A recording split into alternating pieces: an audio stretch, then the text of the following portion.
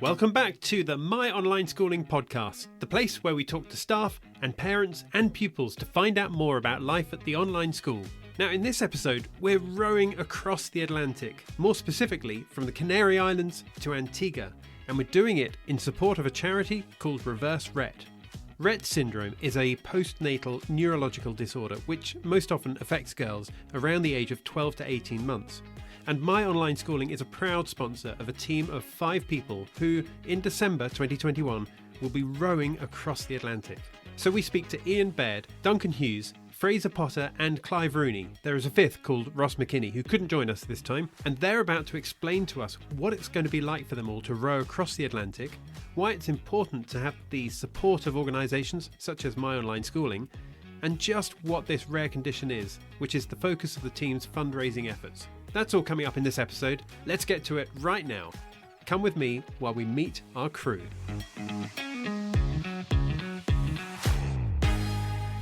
So, Ian, Clive, Duncan and Fraser, thank you for joining me on the My Online Schooling podcast. How are you all doing today? Hi, Simon. It's really good to meet you. I think we're all fine. I speak for everyone, but we're missing one of our crew. We're missing Ross just now, but he's busy with something else. But we do have, as you say, Clive, Dunk and Fraser are here. I think we're all generally well. Dunk's just finished doing 20k in the Argo, so it's probably better to ask him exactly how he's feeling. I'm feeling pretty good actually. Quite enjoyable hour and a half of just listening to another podcast actually while sitting on my rowing machine, which is now what we do in the evenings. Duncan, you say 20k. Is that a normal sort of distance that you might row when you're at home? Well, it's varied to be honest with you, but I was aiming to do 30, but I was running short on time. I got back from work a wee bit later than I was planning, so gave me an excuse to get off so we could record this. Excellent. Well, thank you for that, and thank you for being here. Clive, how's your day going? Yeah, good. Good, thanks, Simon. I've actually spent much of my day actually looking into food for our expedition. Some of our suppliers are a little bit short of the sheer quantity that we actually need for the whole thing. And I've had various conversations today to try and get that locked down. But all exciting as we're getting closer now to the day where we pack up the boat, get that shipped off to La Gomera, and eventually just get ourselves, those last few weeks ship-shaping ready to actually get ourselves there and start the race. Brilliant. Okay, well, we're going to be hearing more about this shortly. Fraser, how's your day going? No, I'm having a great day. Thanks, Simon. Just I actually spent a bit of my day buying a few last-minute things before we start packing up in the middle of October to get the boat south. So I've had a really nice day. Thank you. Awesome. Okay, so I'd love to know a little bit more about 5 in a Row and about the partnership that you have with My Online Schooling. Can you just give us a bit of an overview? Ian, it might be good if you could do this. Give us a bit of an overview as to what it is that you're doing and how you're in partnership with My Online Schooling. Yeah, of course. So I suppose for us now, it's been a 2-year journey. So it's very, we're constantly thinking about this. It's easy to forget to explain the whole thing. So what we are doing is we're taking part in the Talisker Whisky Atlantic Challenge. So we're the only Scottish crew that's competing in a rowing race across the Atlantic. It's 3,000 miles from La Gomera in the Canary Islands across to Antigua in the Caribbean. We're one of, I think now, 37 teams, and it's a very exciting time. It's something, a journey we've been planning for a long time, as I say. And over the course of this, we've been looking for support for our charity. We're raising money for Reverse Rett, which is a shame Ross isn't here. Ross is really involved in the charity because his daughter suffers from Rett syndrome. And so what we're trying to do is raise as much awareness and as much money for the research that they fund as possible. But so to that extent, we've been reaching out to lots of different people, certainly lots of Scottish companies and international ones now. And we met Tom from My Online Schooling, who started the whole shebang. And he lives in our local town, North Berwick, was very interested in what we were doing. And very quickly we realised there was a lot of mutual ground that we could cover, both in the publicity we're building for this and the sort of things we could bring back to his students. So perhaps got a long-winded way of explaining it. Now, you mentioned Rett syndrome, I think you called it. That's something I've never heard of, and I imagine people listening to this, they might not have heard of it either. Tell us a little bit more about what that is, could you? Yeah, so I think actually Dunk's probably in a good position because his kids are very similar age to Ross's children. So do you want to take this, Dunk?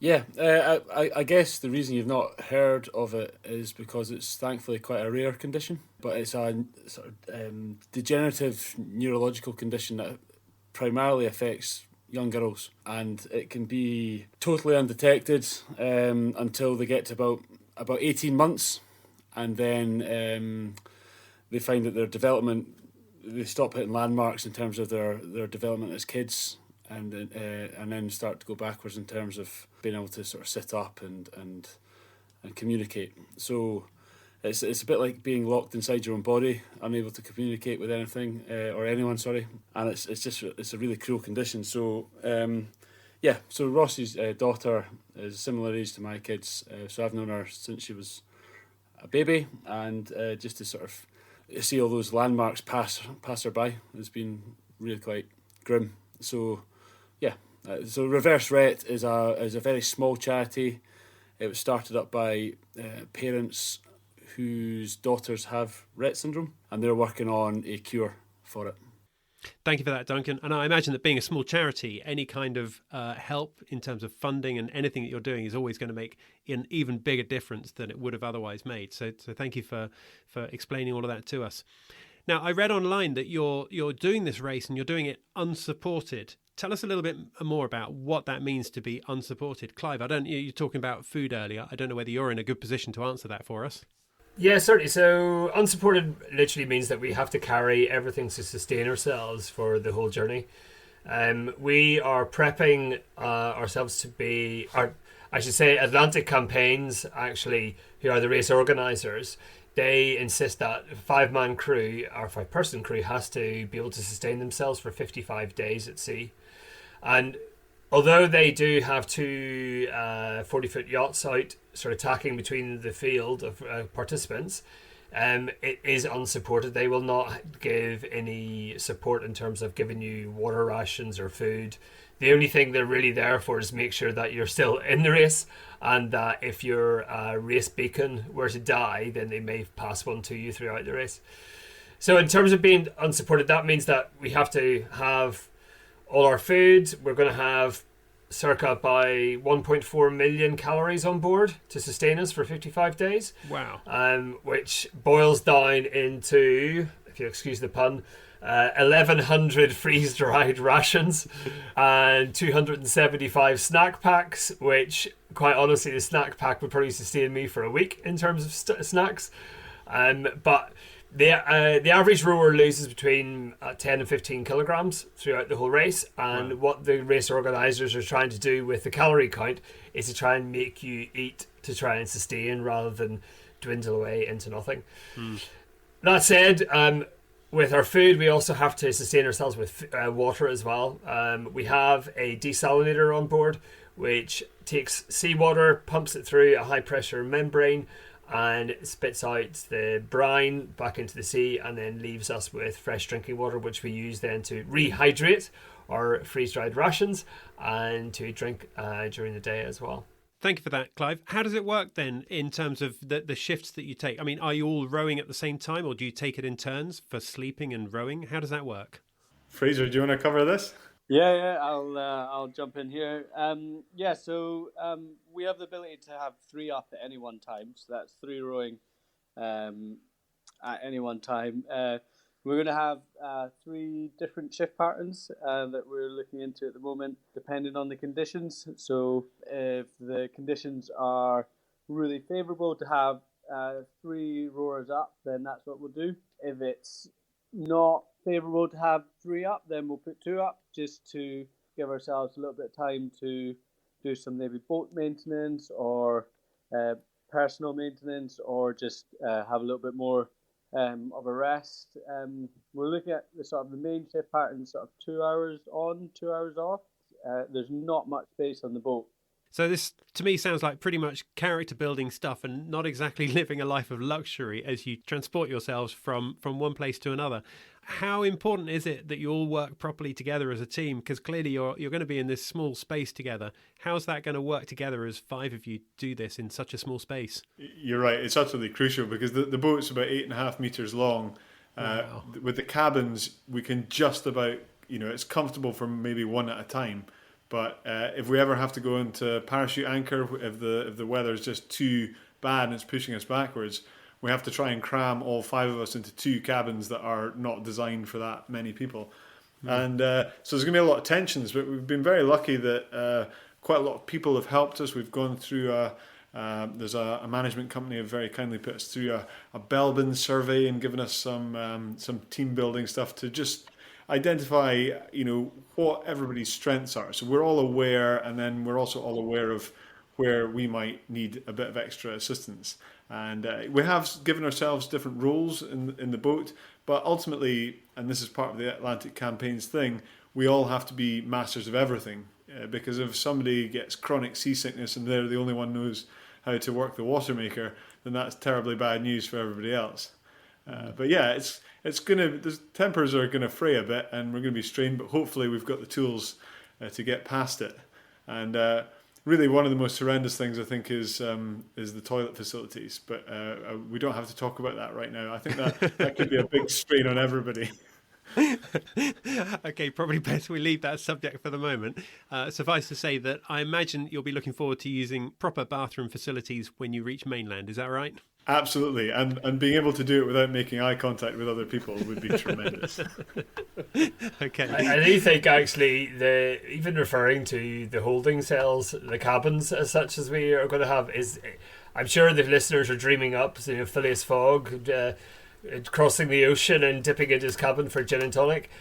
These things literally are 6 feet by 3 feet by about 2.5 feet high. It's literally like a coffin in terms of sliding yourself in and out of it. You need to stop saying that. Yeah, I know. It's not a big space. That's what you're saying then, Clive? No, exactly that. It's not a big space. Yeah, and the other thing is that apparently they get very, very hot, because although we're doing this in December and everyone says, why on earth are you doing it then?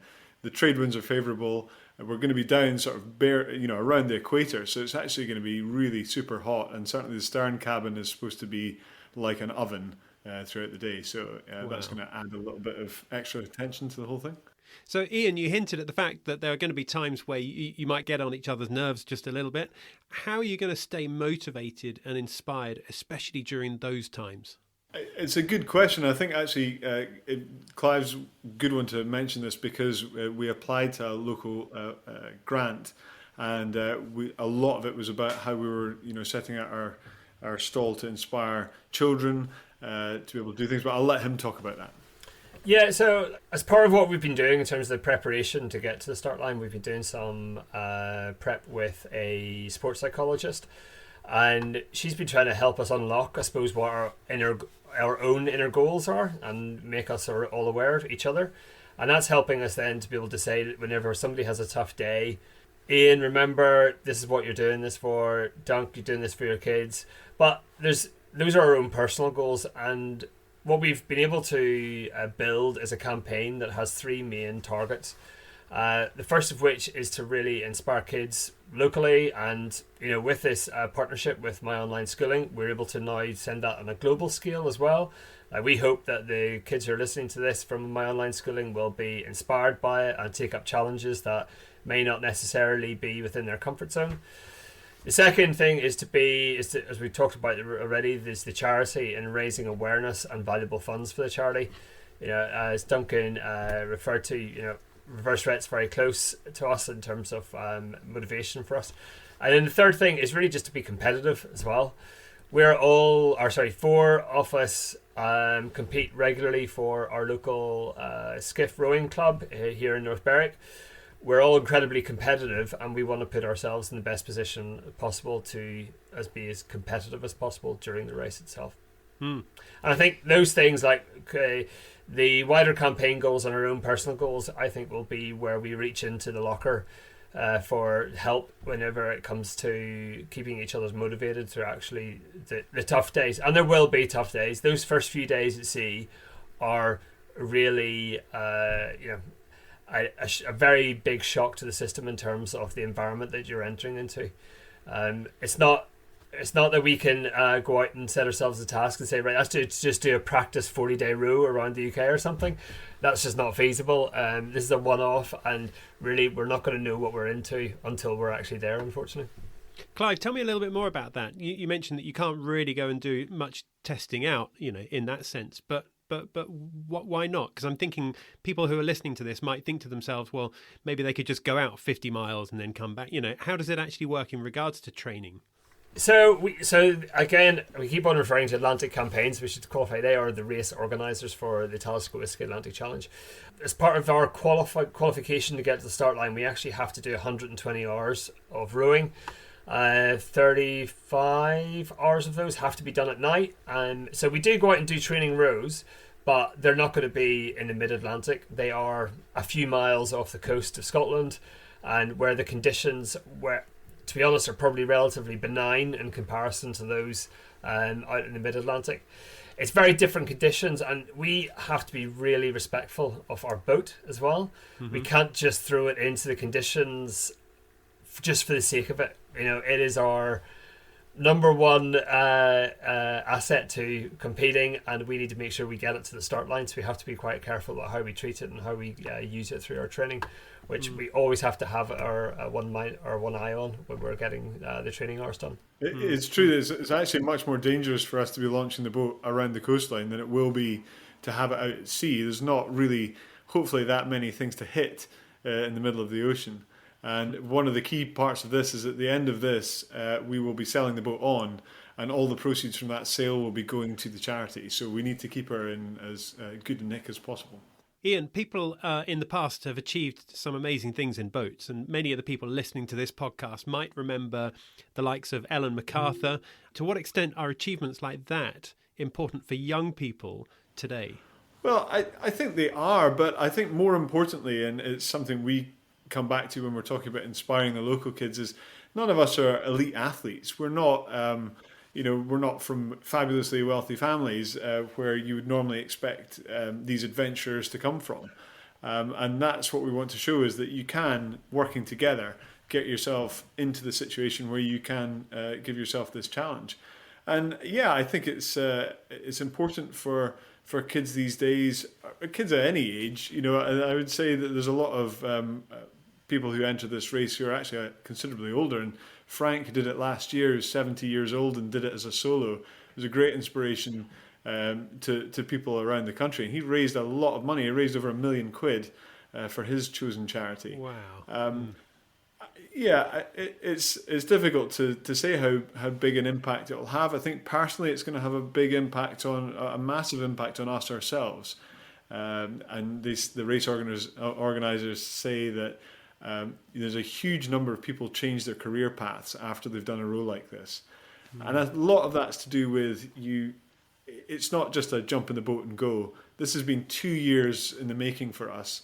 It's everyone working together, pulling all the strings they can, organising, doing all the admin that gets you there. So even getting to the start line is the biggest challenge to start with. Once we get onto the water, yes, it's going to be probably pretty hellish. It's also going to be amazing, the sort of stuff we're going to see. But cumulatively, it's going to have a huge impact on us. And hopefully we can just reflect that out and people can understand what it's like to challenge yourself. What aspect of this trip fills you with most fear, would you say? Well, the conditions are so unknown. So there's a certain level of fear about that. I think a lot of us are anxious about leaving family and friends at home and hoping that they're not worrying, sitting at home worrying about us, And it's the unknowns is a big one for me personally. We don't know if we're going to have nice lazy seas and a tailwind for 3,000 miles. That'd be nice, but it might be headwinds the entire way. Absolutely no way of knowing until we get out there. Once we get to Antigua, we'll know what the unknown quantities of the whole thing were. But so that's a big one for me. Well, let's talk about Antigua then for a second. How do you imagine it's going to feel when you actually arrive at destination? Fraser. Oh, I'm already tasting that cold beer and probably not having another night's sleep on the boat. Fantastic. Thank you for that, Fraser. Now, people who are listening to this, if they wanted to get in touch, if they wanted to support you, then what's the best way for them to go about doing that? Okay, well, in terms of people supporting us, we have got a website, which is 5inarow.co.uk.